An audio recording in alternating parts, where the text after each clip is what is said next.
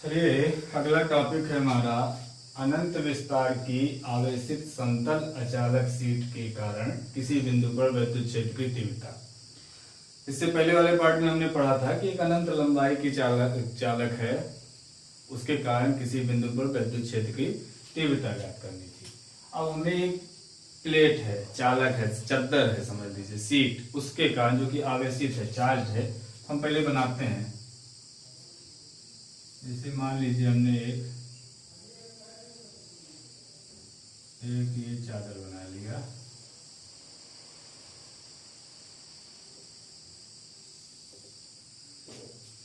अब ये कैसा चार्ज है? ये प्लस चार्ज है।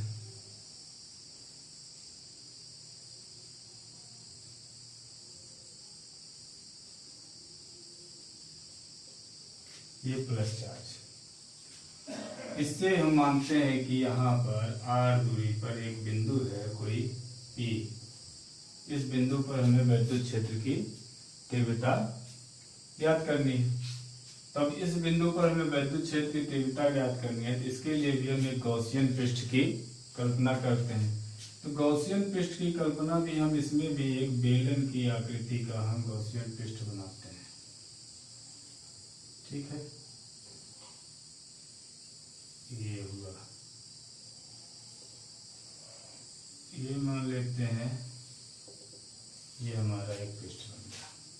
ठीक है, सेम अब देखिए हम इसको मान लेते हैं, इस वाले पृष्ठ को S1 मान लेते हैं, इसको S2 मान लेते हैं, और यहाँ ये वाला जो पृष्ठ है इसको मान लेते हैं S3। अब आप जान रहे हैं कि प्लस आवेश के कारण विद्युत क्षेत्र की दिशा जो होगी ठीक इसके लंबवत। समझिएगा बात को। जैसे मान लीजिए ये प्लेट कुछ ऐसे रखी है, ये सीट कुछ ऐसे रखी है, और ये प्लस चार्ज है यानी धन आवेशित है, तो इससे जो विद्युत बल रेखाएं निकलेंगी या तो ऐसे इधर लंबवत निकलेगी या तो ऐसे इधर लंबवत निकलेगी। यही तो होगा। तो इसके कारण हमें इस बिंदु पर विद्युत क्षेत्र की तीव्रता ज्ञात करनी है। सबसे पहले माना चालक पर आवेश बराबर Q। माना चालक पर आवेश बराबर Q। सीट का क्षेत्रफल बराबर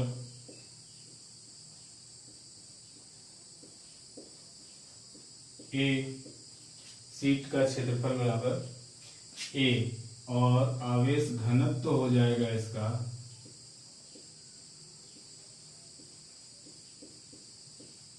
आवेश घनत्व, एरिया चार्ज डेंसिटी, जिसको हम सिग्मा से प्रदर्शित करते थे, वो होता था Q/A। अब ठीक जैसे हमने पिछले वाले वीडियो में किया था, ठीक वैसे ही करेंगे। S1 पृष्ठ पर हमें छोटे से गॉसियन पृष्ठ की कल्पना करेंगे और इसका नाम हम देंगे DS1। अब हम DS1 की दिशा देखते हैं। देखिए DS1 की जो दिशा होगी यानी इसकी जो क्षेत्रफल की दिशा होगी वो भी इसी साइड होगी, DS1। और यहाँ से जो विद्युत क्षेत्र निकल रहा है यानी विद्युत क्षेत्र की भी दिशा हमारी इसी साइड होगी। DS1 और विद्युत क्षेत्र यानी क्षेत्रफल और विद्युत क्षेत्र की दिशा भी सेम होगी। तो कहने का मतलब यहाँ थीटा का मान जो हो जाएगा 0 हो जाएगा। अब ऐसे ही यहाँ पर हम एक गॉसियन पृष्ठ की अगर कल्पना करें तो इसमें भी देखिए DS2 की दिशा यही होगी और विद्युत क्षेत्र की भी दिशा यही होगी। यहाँ पर हम क्या कहेंगे, इसका मतलब थीटा बराबर 0। तो आप लिखेंगे S1 पृष्ठ पर स्थित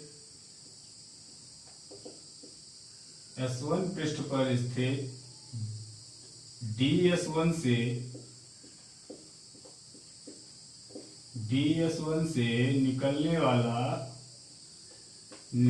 वाला विद्युत फ्लक्स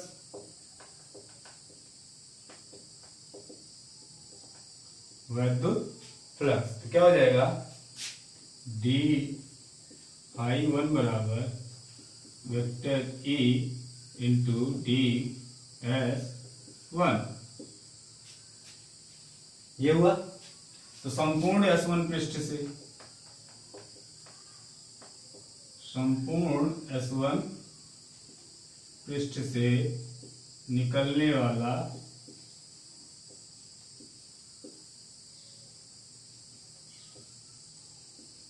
वैद्युत फ्लक्स क्या होगा भाई?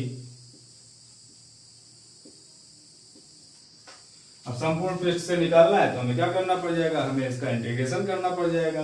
और जब हम इंटीग्रेशन करेंगे तो क्या होगा? d∅1, देखिए d∅1 बराबर हमने क्या निकाला है? Vector A into vector ds। देखते हैं हम, ये हो जाएगा इंटीग्रेशन ऑफ d∅1 बराबर integration of E dot ds1। ये हो जाएगा ∅1 बराबर, इसका मतलब हो गया integration of E ds1 cos theta. अब यहाँ पर चूंकि थीटा बराबर 0 है तो आप लिखेंगे cos 0 बराबर 1, cos 0 का मान 1। ये हो गया ∅1 बराबर E बाहर आ जाएगा, अंदर बच जाएगा ds1। अब माना, यहां पर इसको आप मान लीजिए, माना ds1 बराबर A, कैपिटल A ही मान लीजिए, ds1 बराबर कैपिटल A। यहां से हम लिख सकते हैं ∅1 बराबर E इंटू A। ये हो गया हमारा इक्वेशन A। अब देखो चूंकि ये बेलन है तो जो इधर का क्षेत्रफल होगा सेम क्षेत्रफल इधर का भी होगा, क्योंकि बेलन अगर समान रूप से दोनों बेलन है तो दोनों साइड के क्षेत्रफल बराबर होते हैं, दोनों साइड के क्षेत्रफल बराबर होते हैं। तो अब आते हैं हम S2 पृष्ठ के लिए। तो अब लिखेंगे, आप ऐसे लिखिए ds2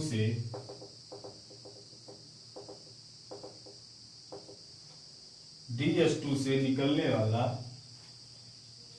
ऐसे सॉरी यहां पर लिखिए फिर से वही S2 पृष्ठ पर स्थित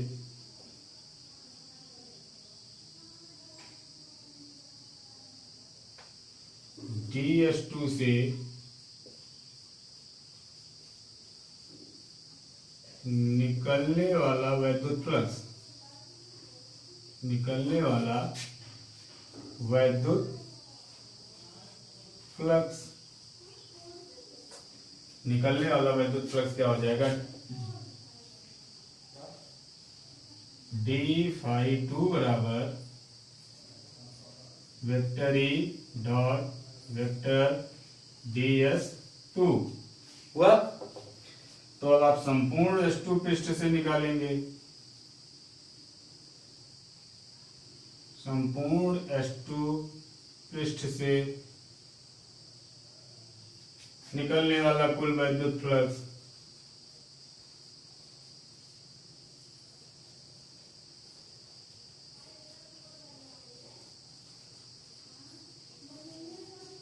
निकलने वाला वैद्युत फ्लक्स। तो देखिए क्या हो जाएगा? इंटीग्रेशन ऑफ d∅2 बराबर integration of vector E dot ds2 vector.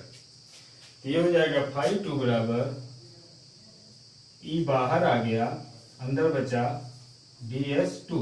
यहां भी आप चूंकि दोनों का क्षेत्रफल समान है तो आप भी लिख लीजिए, माना ds2 बराबर A।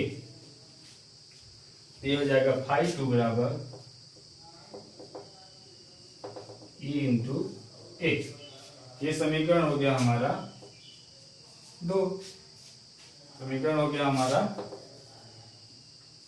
2। अब आते हैं हम तीसरी कंडीशन पे। हमने इस पृष्ठ से निकलने वाला कुल वैद्युत फ्लक्स निकाल लिया, हमने इस पृष्ठ से निकलने वाला कुल वैद्युत फ्लक्स निकाल लिया। अब हमारा बेलन का ये वाला पृष्ठ बच गया। यहाँ भी हम देखिए मान लेते हैं S3 पर एक गॉसियन पृष्ठ की, एक छोटे से सूक्ष्म पृष्ठ की कल्पना करते हैं। तो अब यहाँ पर देखिए, यहाँ पर स्थिति थोड़ी सी चेंज हो जाएगी। चेंज क्या हो जाएगी? इस पृष्ठ के लिए जो ds यानी क्षेत्रफल की जो दिशा होगी ds3 की दिशा तो ये होगी, लेकिन वैद्युत क्षेत्र की दिशा, वैद्युत क्षेत्र की दिशा ये होगी। यहाँ पर आप लिख सकते हैं ऐसे करके, ये E की दिशा हो गई। तो इसके बीच में जो थीटा बन रहा है वो कितने अंश का है? 90 डिग्री का है। तो अब आप लिखेंगे वही S3 पृष्ठ पर स्थित DS3 से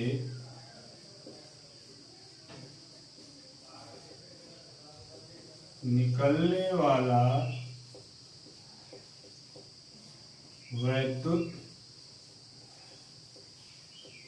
फ्लक्स, निकलने वाला वैद्युत फ्लक्स। तो यहां से क्या हो जाएगा, देखिए ये हो गया d∅3 बराबर E vector E dot DS3। तो अब आप लिखेंगे संपूर्ण S3 पृष्ठ से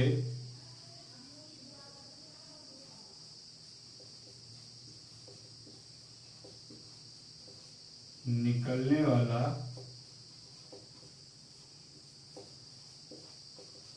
वैद्युत फ्लक्स। तो इंटीग्रेशन ऑफ d∅3 बराबर integration of vector E dot vector DS3। ये हो जाएगा ∅3 बराबर E बाहर आ गया, सॉरी इसको ऐसे लिखिए E DS3 cos theta, E DS3 cos theta. और यहाँ पर आप लिखेंगे cos, यहाँ 90 है तो cos 90 बराबर 0। यहाँ से अगर हम cos थीटा यानी 90 का मान 0 रख दें तो ∅3 का मान आ गया 0। ठीक है, तो ये तो हमने अलग अलग तीनों पृष्ठों से वैद्युत फ्लक्स निकाल लिया। अब लिखेंगे कुल या संपूर्ण पृष्ठ से, संपूर्ण गॉसियन पृष्ठ से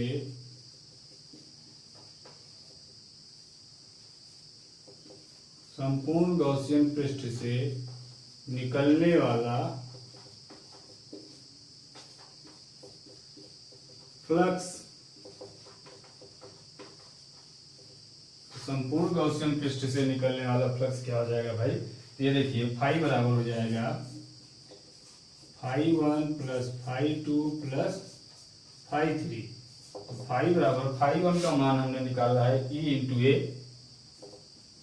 इंटू ए प्लस E इंटू ए प्लस 0। तो फाई बराबर हो गया हमारा 2E इंटू ए। अब आप जानते हैं, अब आप लिखेंगे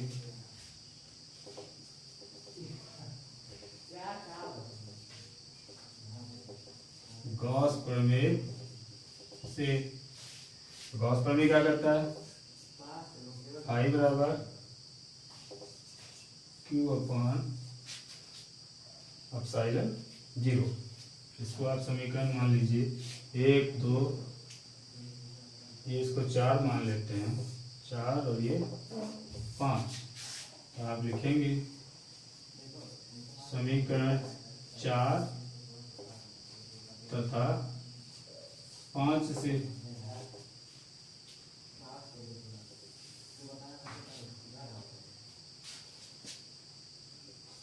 Q अपॉन एप्सिलॉन 0 बराबर 2EA। यहाँ से अगर हम E की वैल्यू निकालें, E बराबर हो गया Q upon 2 epsilon 0 into A। अब देखिए हमने यहाँ पर लिखा है Q अपॉन A बराबर सिग्मा। तो आप लिखेंगे चूंकि Q अपॉन A बराबर होता है सिग्मा, ये हो गया E बराबर 1 अपॉन 2 एप्सिलॉन 0 इंटू सिग्मा। ये आपका फार्मूला हो गया, या E बराबर हो गया सिग्मा अपॉन 2 एप्सिलॉन 0। तो बात अब आपको समझ में आ गई होगी कि हमने अनंत विस्तार की आवेशित समतल अचालक शीट के कारण किसी बिंदु पर वैद्युत क्षेत्र की तीव्रता निकाला और हमारा सूत्र क्या आया फाइनल, ई बराबर सिग्मा अपान 2 एप्सिलॉन 0। तो उम्मीद है चीजें आपको समझ में आ रही होंगी। इसको आप घर पर बार बार जितनी बार हो सके खुद से प्रैक्टिस कीजिए। कुछ जगहों पर हमने शॉर्टकट कर दिया है, देखिए इस पे कंफ्यूज मत होइएगा। जैसे यहाँ पर हमने लिखा है E D S 1 cos theta और यहाँ पर हमने डायरेक्ट निकाल दिया क्योंकि दोनों बराबर ही थे। आप चाहें तो यहाँ पर बराबर लिख सकते थे कि डी फाई 2 पर यहाँ पर जैसे हमने किया है ई डी एस 2, तो उसके आगे आप लिखते थे E D S 2 cos theta, फिर लिखेंगे cos 0 का मान 1। ठीक है, चलिए फिर मिलते हैं।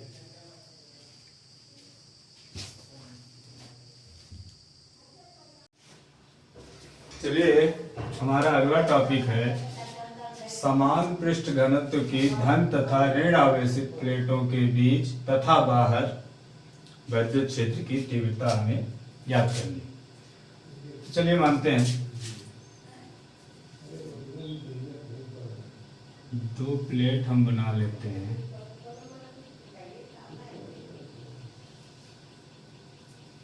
एक प्लेट मान लेते हैं हमारा ये है और एक प्लेट हमारा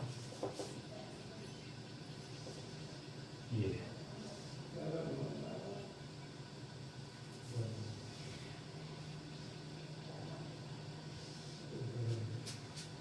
दो प्लेट हम मान लेते हैं, ये धन आवेशित है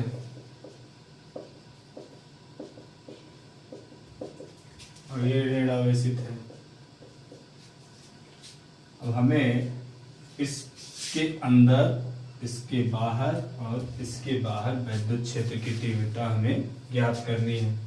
मान लेते हैं ये प्लेट ए है और ये प्लेट बी है।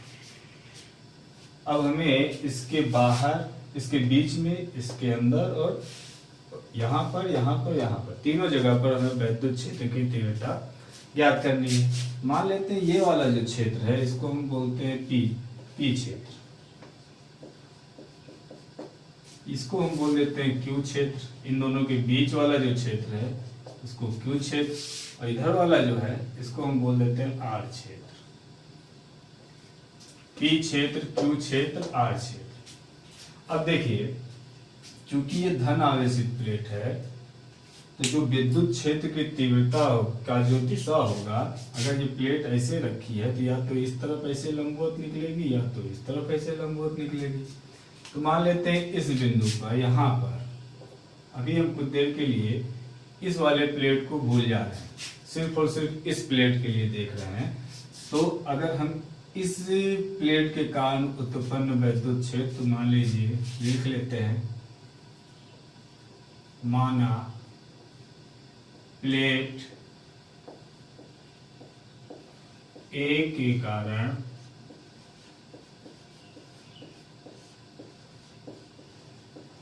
उत्पन्न विद्युत क्षेत्र,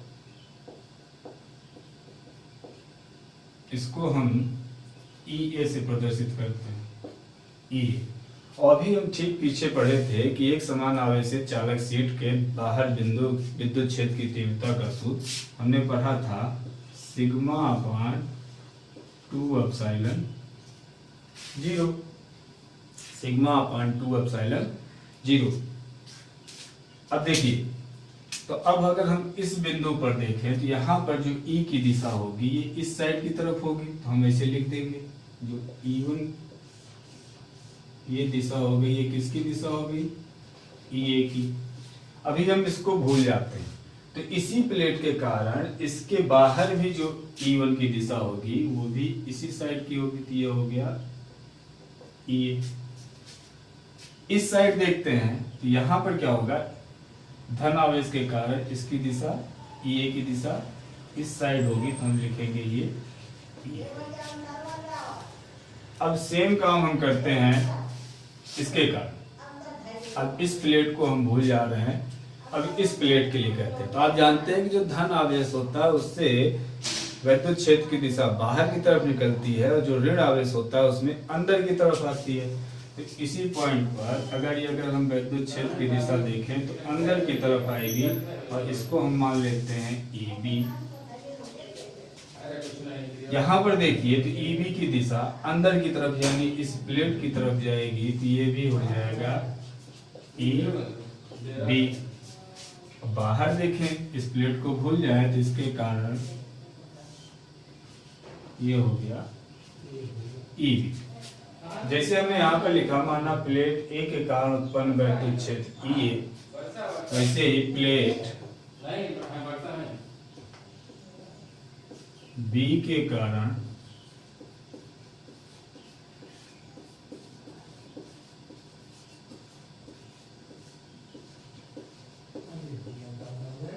वैद्युत क्षेत्र की तीव्रता ईबी बराबर हो जाएगा सिग्मा अपान 2 एप्सिलॉन 0। अब हमें तीनों जगह पर वैद्युत क्षेत्र की तीव्रता ज्ञात करनी है। तो सबसे पहले हम पी क्षेत्र लिखेंगे। पी क्षेत्र में परिणामी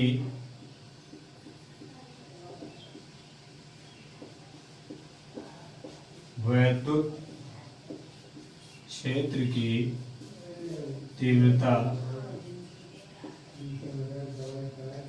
पी क्षेत्र में परिणामी वैद्युत क्षेत्र की तीव्रता ई बराबर क्या हो जाएगा,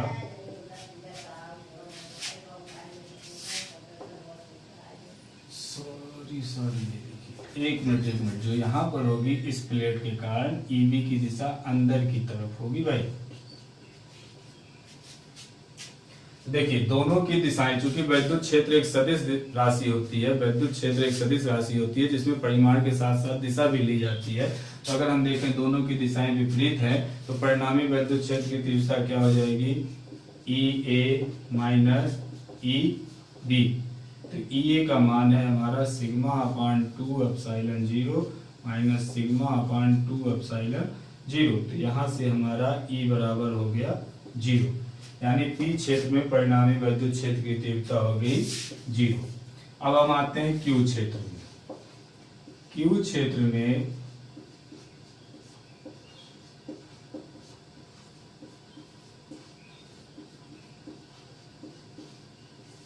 परिणामी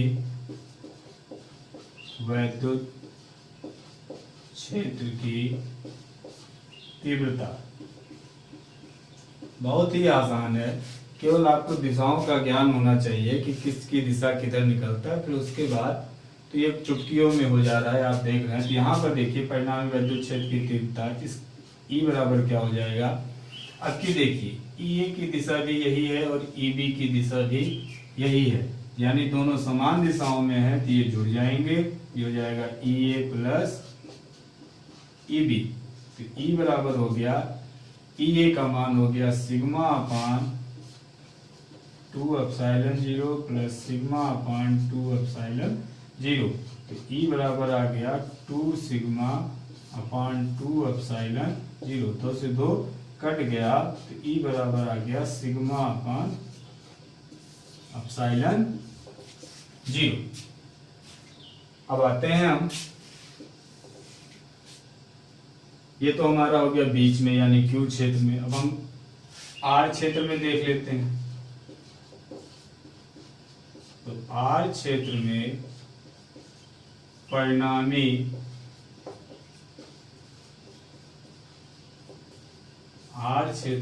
परिणामी वैद्युत क्षेत्र की तीव्रता